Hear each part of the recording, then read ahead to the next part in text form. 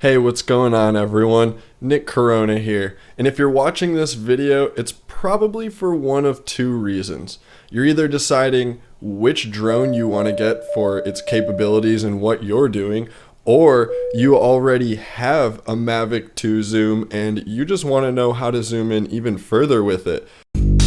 Yeah.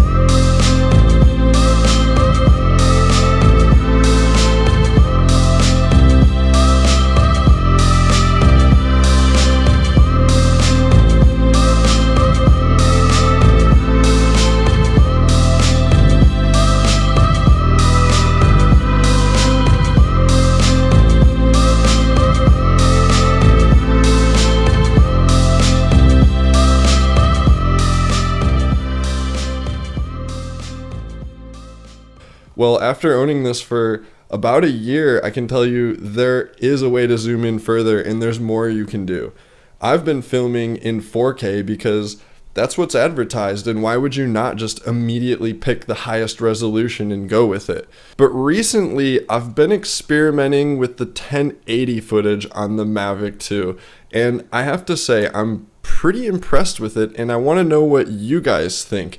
The other surprising thing is you can zoom in twice as far when you're in 1080 versus 4K, which makes a huge difference. Taking that 24mm lens to a 48 is really great, but going from a 24 to a 96 is phenomenal.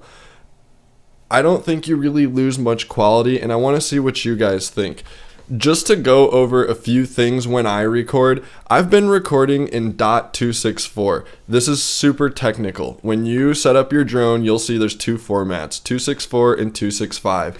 When you look this up, everything says 265 is better, and it may be, it has more information, all this stuff. All I can tell you guys is from a practical standpoint, which is what this channel is all about, stick to 0.264, because then you can actually preview the stuff on your computer when you put a thumbnail in. You can work on your phone with it. If you go to 265, you're committing to only working in Adobe Premiere.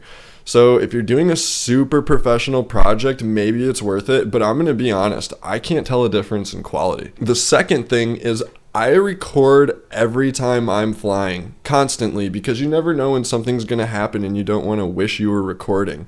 So making that switch from filming in a lot of 1080 versus 4K just is a world of difference with file size. You're literally talking about the difference of, I think with a 64 gig card, it's like 2.5 hours of recording time, and just by switching to 1080, it goes up to 6 hours. And I mean, you guys tell me from the example that I have here for you guys today in the footage if you really think it's that big of a difference, especially when you're zooming in.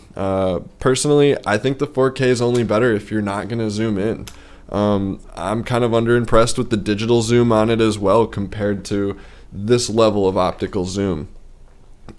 Before we actually look at the footage, I just want to talk about a few things that the zoom is great for that you might want to consider when you're debating, do I want the bigger sensor or do I go for the zoom? And right off the bat, I'll say, like, you're almost always flying in super duper high light situations since you can't technically fly at night. So I don't really see why people make such a big deal about the huge sensor. I understand its advantages, but it's always so bright out anyways. So with that being said, obviously the zoom is great for distance, but it's also great for some other things to consider. If you want to do anything with wildlife, it is so great to be able to stay this far away. You're not going to get a cool picture of a deer up close without this zoom lens, or a bird or something like that. There's no way. But with 96 millimeters of zoom, that's definitely enough to get close enough to get a good shot without scaring your subject away. With that being said, it's also great for inspections. If you're looking to buy a drone to maybe inspect roofs or anything like that, you want to be able to zoom in. You don't want to be having to get super close to everything. That doesn't even make sense. If you are a landscape photographer, you want to be able to zoom in to get the sick shots and line your shots up the way that you want, and look down a mountain range or something like that. And then you also have the 24, which is really wide. So Ah, man, I love it for those reasons. And before we get into this comparison, the other thing I wanted to point out is that when you film in 1080, you have the option to slow motion stuff and film at a slower, a higher frame rate. Like, I think it goes up to 120 frames per second. You do lose the ability to zoom really far when you do that, but once again, just seeing the quality of this 1080 is really making me think twice about filming in 4K all the time. So here we have an example of both zooms together. You can see the 4K might look a little bit more crisp, but you just get so much more out of the extra zoom, the detail and everything. When you're zooming in this far, once you stop, the focus will snap, so you just have to be a little patient, but I think this is just incredible, especially if you're looking for something or you really want to see some detail. I don't know. What do you guys think?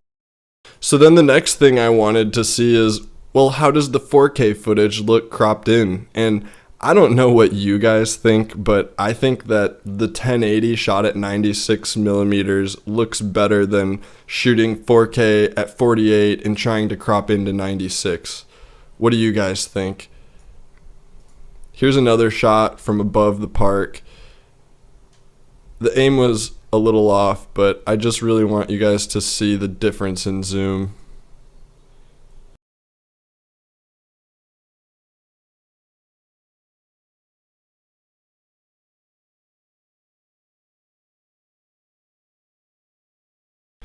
I'm not even sure what this is, just flying around. It looks like, I don't know, something COVID related, maybe picking up supplies or something. But once again, just a great example situation of when it's nice to have that zoom. When you're flying around and exploring and not wanting to get into people's faces, you really are going to appreciate this. Check out those fish. Can you believe how big they are? This is a little sneak peek at a video coming up. I don't want to give too much away.